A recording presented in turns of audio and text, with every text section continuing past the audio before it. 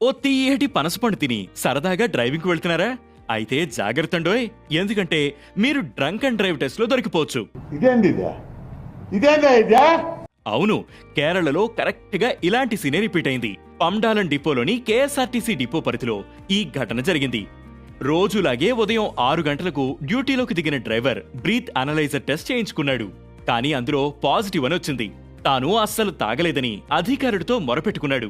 తాను తిన్నదల్లా సహోద్యోగిచ్చిన పనసపండేనని చెప్పాడు. దాంతో క్రాస్ చెక్ చేసేందుకు మరో ఉద్యోగికి కూడా ముందు బ్రీత్ అనలైజర్ టెస్ట్ చేసి ఆ తర్వాత సేమ్ ఫ్రూట్ తినిపించి టెస్ట్ చేశారు.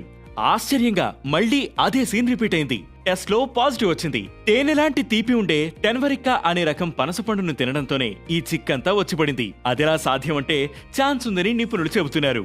ఈ రకం ఫ్రూట్ లో హై గ్లూకోజ్, ఫ్రాక్టోస్ కంటెంట్ ఉంటుందని, ఇది నేచురల్ ఫెర్మెంటేషన్ ప్రాసెస్ ను స్పీడప్ చేసి తక్కువ మోతాదులో ఆల్కహాల్ క్రియేట్ చేస్తుందని చెబుతున్నారు.